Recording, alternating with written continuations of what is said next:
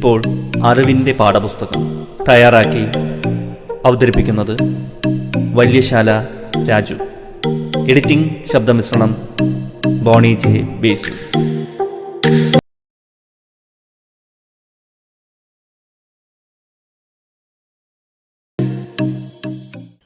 എന്താണ് ശാസ്ത്രം? ടെലിവിഷൻ സ്ക്രീനിൽ നാം കാണാറുള്ള പരസ്യങ്ങളിൽ സ്ഥിരമായി പ്രത്യക്ഷപ്പെടുന്ന ചില കഥാപാത്രങ്ങളുണ്ടല്ലോ. വെള്ളക്കോട്ടും സ്റ്റെതസ്കോപ്പും ധരിച്ച് ആധികാരികതയോടെ സംസാരിക്കുന്ന ഡോക്ടർ, നീലയും ചുവപ്പും ലൈനുകളടങ്ങിയ ടെസ്റ്റ് ട്യൂബുകളുമായി പ്രത്യക്ഷപ്പെടുന്ന ശാസ്ത്രജ്ഞർ. ഇവരൊന്നും യഥാർത്ഥ ഡോക്ടറോ ശാസ്ത്രജ്ഞരോ അല്ലെന്ന് നമുക്കെല്ലാവർക്കും അറിയാം. നമ്മെക്കൊണ്ട് സോപ്പും പേസ്റ്റും ക്രീമുകളും മറ്റും വാങ്ങിപ്പിക്കാനായി പല വേഷങ്ങളിലെത്തുന്ന മോഡലുകൾ ആണ് ഇവർ. എന്നാൽ ഇവർ പ്രത്യക്ഷപ്പെടുന്നത് ശാസ്ത്രത്തിൻ്റെ പ്രതീകങ്ങളായിട്ടാണ്. 500 വർഷം മുമ്പായിരുന്നെങ്കിൽ എന്തായിരുന്നേനെ സ്ഥിതി? അന്ന് ടെലിവിഷൻ ഉണ്ടായിരുന്നെങ്കിൽ ഒരുപക്ഷെ പൂണൂലോ ലോഹയോ ധരിച്ച പുരോഹിതനായിട്ടായിരിക്കും ഇവരുടെ വരവ്. കാര്യം ഇതാണ്, ഇന്ന് ദൈനംദിന ജീവിതത്തിലെ തീരുമാനങ്ങൾ എടുക്കാൻ ജനങ്ങൾ ഉറ്റുനോക്കുന്നത് ശാസ്ത്രത്തെയാണ്. പണ്ട് മതങ്ങൾക്കും ആചാരങ്ങൾക്കും ഉണ്ടായിരുന്ന ആധികാരികത ഇന്നത്തെ ലോകത്തിൽ ശാസ്ത്രം തട്ടിയെടുത്തിരിക്കുന്നു. ശാസ്ത്രീയമായി തെളിയിക്കപ്പെട്ട എന്ന മുഖവുരയോടെ വിപണനം ചെയ്യുന്ന എന്തും ഒന്ന് വാങ്ങി നോക്കാൻ ജനങ്ങൾ താൽപ്പര്യം കാണിക്കുന്നു. ആധുനിക യുഗത്തിൽ അതിവേഗം കാലഹരണപ്പെടുമെന്ന് കരുതിയ സിദ്ധാന്തങ്ങൾ പോലും ശാസ്ത്രീയം എന്ന ലേബലിലാണ് ഇന്ന് വിൽക്കപ്പെടുന്നത്. ജ്യോതിഷം ഒരു ശാസ്ത്രമാണ് എന്ന് അതിൻ്റെ വക്താക്കൾ നിരന്തരം ആവർത്തിച്ചു കൊണ്ടിരിക്കുന്നത് ഉദാഹരണമായി പറയാം. പഞ്ചസാര ഗുളികളേക്കാൾ ഒരു ഗുണവും ചെയ്യാത്ത ടോണിക്കുകൾ വൻകിട മരുന്ന് കമ്പനികൾ വിറ്റഴിക്കുന്നതും ശാസ്ത്രത്തിൻ്റെ പേരിൽ തന്നെയാണ്. ജനങ്ങൾ വ്യാപകമായി ഇത്തരം തട്ടിപ്പുകൾക്ക് ഇരയായി പോകുന്നത് എന്തുകൊണ്ടാണ്? നമുക്കിടയിൽ ശാസ്ത്രത്തെയും അതിൻ്റെ അപാരമായ കഴിവുകളെയും പറ്റി ബഹുമാനമുള്ളവരാണ് അധികവും.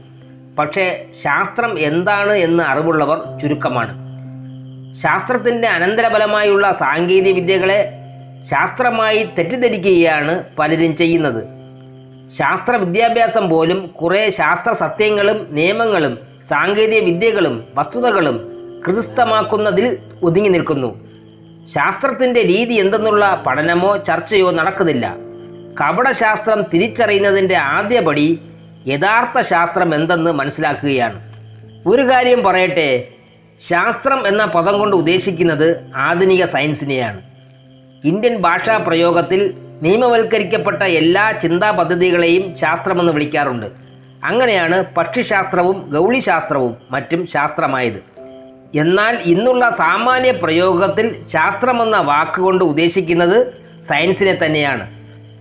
ആധുനിക സയൻസ് മാനവചരിത്രത്തിൽ അടുത്തിടെ മാത്രമുണ്ടായതാണ്. അതിന് സുമാർ 500 വർഷം മാത്രമേ പഴക്കമുള്ളൂ. പ്രകൃതിയെയും പ്രപഞ്ചത്തെയും നിരീക്ഷിച്ചുകൊണ്ട് മനുഷ്യൻ ഇതിനു മുമ്പും ഒട്ടേറെ അറിവുകൾ നേടിയിരുന്നു. മെസോപ്പൊട്ടാമിയയിലും ഈജിപ്തിലും ഇന്ത്യയിലും ചൈനയിലും ഗ്രീസിലുമൊക്കെ ആവിർഭവിച്ച ഈ പ്രാചീന ശാസ്ത്രം ആധുനിക സയൻസിൻ്റെ മുന്നോടിയായിരുന്നെങ്കിലും പലപ്പോഴും അന്ധവിശ്വാസങ്ങളുമായി കൂടിക്കുഴഞ്ഞതായിരുന്നു. അതുകൊണ്ട് തന്നെ ഇന്ന് നാം ഇരുണ്ട യുഗമെന്ന് വിളിക്കുന്ന മധ്യകാലഘട്ടത്തിൽ, അതായത് 500 AD മുതൽ 1500 AD വരെയുള്ള കാലഘട്ടം, ഈ ചിന്താ പദ്ധതികൾക്ക് സ്വാഭാവിക വളർച്ച ഉണ്ടായില്ല. യൂറോപ്പിൽ വിശേഷിച്ചും കർശനമായ മതപൗരാഹിത്യം എല്ലാ സ്വതന്ത്ര ചിന്തകൾക്കും വിലങ്ങുകൾ തീർക്കുന്നതിൽ വിജയിക്കുകയായിരുന്നു അന്ന്. ടോളമി, അരിസ്റ്റോട്ടിൽ, ഗാലൻ തുടങ്ങിയ ചില പ്രാചീന ചിന്തകർ പറഞ്ഞ കാര്യങ്ങൾ ശാശ്വത നിയമങ്ങളായി വാഴിക്കുകയാണ് യൂറോപ്പിൽ കത്തോലിക്ക സഭ ചെയ്തത്. ഈ ശാശ്വത നിയമങ്ങളെ ചോദ്യം ചെയ്തവരെ ചുട്ടുകൊല്ലാൻ പോലും സഭ മടി കാണിച്ചില്ല. ഒരുപക്ഷെ മധ്യകാലങ്ങളിലെ മഹാമാരികളായിരിക്കും സ്വതന്ത്ര ചിന്തയ്ക്കും നവോത്ഥാനത്തിനും വഴിതെളിച്ചത്. മരണം വിതച്ചുകൊണ്ട് താണ്ഡവമാടിയ പ്ലേഗും വസൂരിയും ജനങ്ങളിൽ വല്ലാത്ത അരിഷിതാവസ്ഥ ഉണ്ടാക്കി. ഗാലൻ്റെ ചിന്തയും പ്രാർത്ഥനയും ഒന്നും ഇതിനെ നേരിടാൻ പര്യാപ്തമല്ലെന്ന് വന്നു. മാമൂലികൾക്കപ്പുറം ചിന്തിക്കാൻ മനുഷ്യനെ പ്രേരിപ്പിച്ച കാലഘട്ടമായിരുന്നു അത്. തുടർന്നുള്ള കാലഘട്ടം കോപ്പർനിക്കസിനും ഗലീലിയോയ്ക്കും ന്യൂട്ടനും ഹാർവിക്കും വെസേലിയസിനും മറ്റും ജന്മം നൽകി. അവരിലൂടെ ആധുനിക സയൻസിനും. ഏതെല്ലാം രീതികളിലാണ് ഈ പുതിയ ചിന്താ പദ്ധതി പ്രാചീന ശാസ്ത്രത്തിൽ നിന്ന് വ്യത്യസ്തമായിരിക്കുന്നതെന്ന് നോക്കാം. എന്തെല്ലാമായിരുന്നു പുതിയ ശാസ്ത്രത്തിൻ്റെ മുഖമുദ്രകൾ? പ്രാചീന ചിന്തകർ പ്രധാനമായും ആശ്രയിച്ചിരുന്നത് യുക്തിയെയാണ്. അംഗീകരിക്കപ്പെട്ട ഒരു തത്വത്തിൽ നിന്ന് തുടങ്ങി യുക്തി ഉപയോഗിച്ച് പുതിയ തത്വങ്ങൾ അല്ലെങ്കിൽ സത്യങ്ങൾ കണ്ടെത്തുകയായിരുന്നു അവരുടെ മുഖ്യ രീതി. പ്രാചീന ഗ്രീക്ക് ചിന്തകരും ഭാരതീയ ദർശിമാരുമെല്ലാം ഈ രീതിയാണ് പിന്തുടർന്നത്. മനുഷ്യൻ്റെ ചിന്ത മാത്രം മതി അറിവ് നേടാൻ എന്ന ഈ തത്വം ചില മേഖലകളിൽ വൻ വിജയമായിരുന്നു. യൂക്ലിഡിൻ്റെ ജ്യാമിതി ഏറ്റവും നല്ല ഉദാഹരണം. എന്നാൽ പ്രപഞ്ചത്തെയും പ്രകൃതിയെയും മനസ്സിലാക്കുന്നതിൽ ഈ പദ്ധതി പലപ്പോഴും പരാജയപ്പെടുകയാണ് ചെയ്തത്. സ്ത്രീകൾക്ക് പുരുഷന്മാരെ അപേക്ഷിച്ച് കുറച്ച് പല്ലുകളേ ഉള്ളൂ എന്നാണ് അരിസ്റ്റോട്ടിൽ സമർത്ഥിച്ചത്. പുരുഷന്മാരുടെ താടിയലിനേക്കാൾ ചെറുതാണ് സ്ത്രീകളുടെ താടിയല് എന്നത് ഒരു പൊതു സത്യമാണ്. അതിനാൽ പുരുഷന്മാരുടെ അത്ര പല്ലുകൾ കൊള്ളാൻ ഇടമില്ലാത്തതിനാൽ സ്ത്രീകൾക്ക് പല്ലുകൾ കുറവാണെന്ന നിഗമനത്തിൽ എത്തുകയായിരുന്നു അരിസ്റ്റോട്ടിൽ.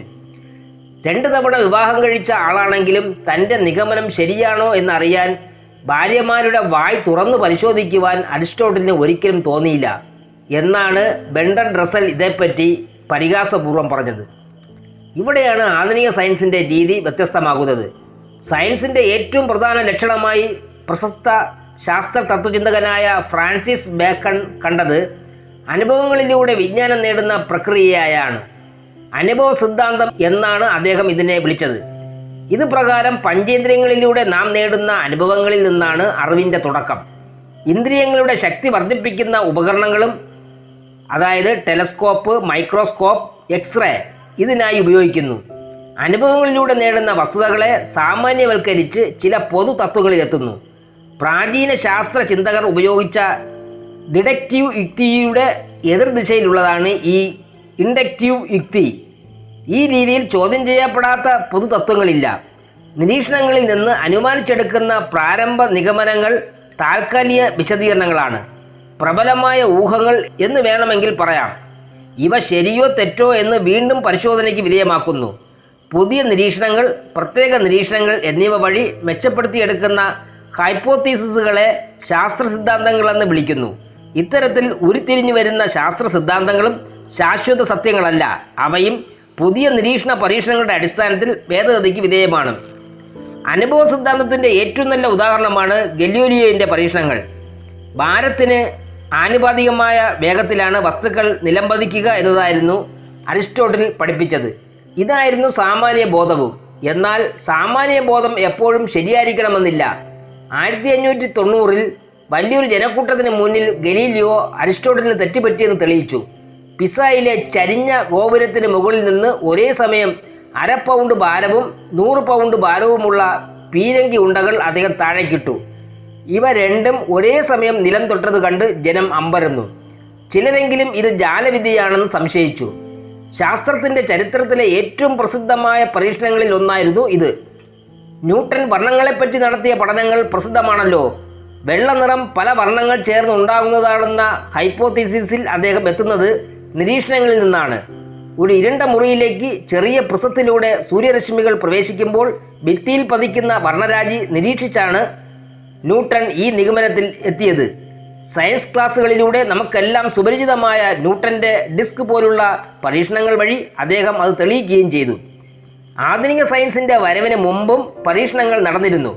മധ്യകാല യൂറോപ്പിലും ഇന്ത്യയിലുമെല്ലാം വളരെ പ്രചാരത്തിലുള്ള പ്രാങ് ശാസ്ത്ര രൂപമായിരുന്നു രസായനം. ലോഹങ്ങൾക്ക് ജീവനുണ്ടെന്നും അവ തമ്മിൽ മാറ്റിയെടുക്കാമെന്നുമായിരുന്നു രസായനവാദികളുടെ ദൃഢവിശ്വാസം. മറ്റു ലോഹങ്ങളിൽ നിന്ന് ഏറ്റവും ഉത്തമ ലോഹമായ സ്വർണം നിർമ്മിക്കാമെന്നവർ വിശ്വസിച്ചു.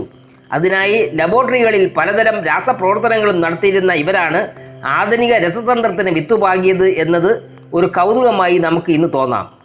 ചില രസായനവാദികൾ നിത്യ യൗവനത്തിന് വേണ്ടിയുള്ള അമൃത് നിർമ്മിക്കുന്ന പ്രവൃത്തിയിൽ ഏർപ്പെട്ടു.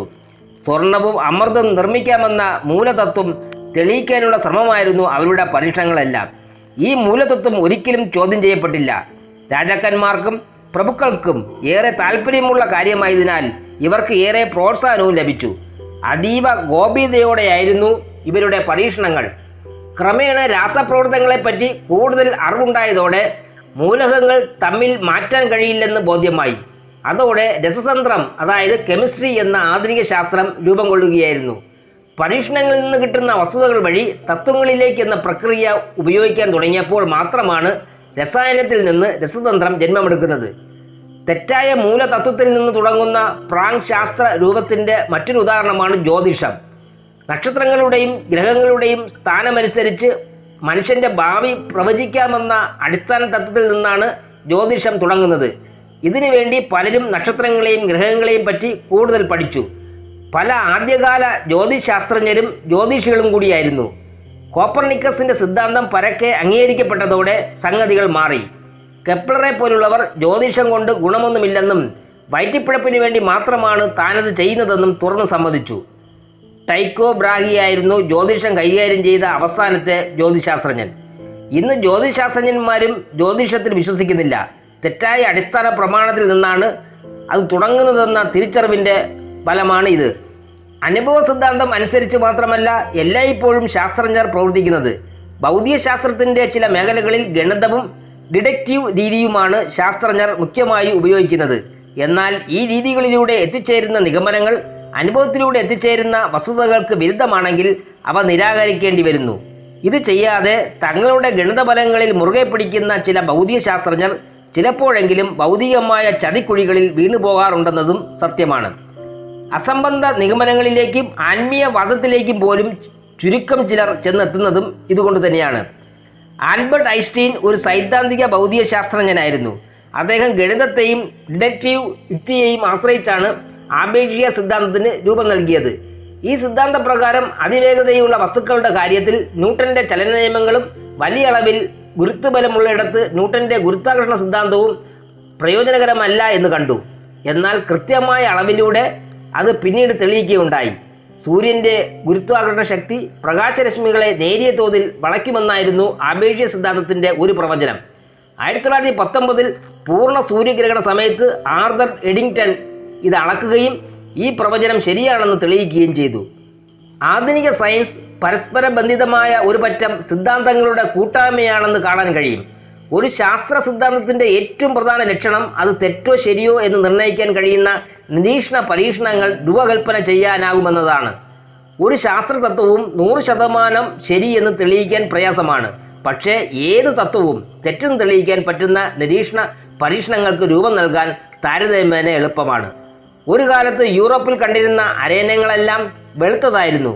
ഈ നിരീക്ഷണങ്ങളിൽ നിന്ന് അരയന്നങ്ങളെല്ലാം വെളുത്തതാണ് എന്നാണ് സാമാന്യവൽക്കരണത്തിലൂടെ എത്തുന്ന നിഗമനം.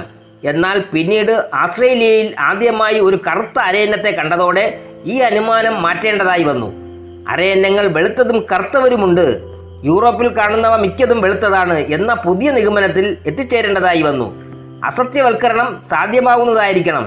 ശാസ്ത്ര സിദ്ധാന്തങ്ങളൊന്നും അസത്യവൽക്കരണമാണ് ശാസ്ത്രത്തിൻ്റെ യഥാർത്ഥ രീതിയെന്നുമാണ് ശാസ്ത്ര തത്വചിന്തകനായ കാൾ പോപ്പർ അഭിപ്രായപ്പെട്ടത്. കാലം ചെല്ലുന്തോറും അസത്യവൽക്കരണ ശ്രമങ്ങൾ വീണ്ടും വീണ്ടും പരാജയപ്പെടുന്നതോടെ സിദ്ധാന്തങ്ങളുടെ വിശ്വാസ്യത വർദ്ധിക്കുന്നു.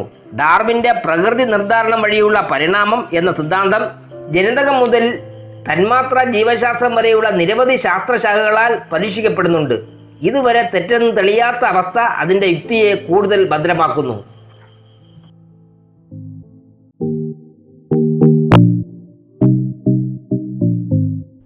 ഇതുവരെ കേട്ടത് അറിവിന്റെ പാഠപുസ്തകം. തയ്യാറാക്കി അവതരിപ്പിച്ചത് വല്യശാല രാജു. എഡിറ്റിംഗ് ശബ്ദമിശ്രണം ബോണി ജെ ബേസ്.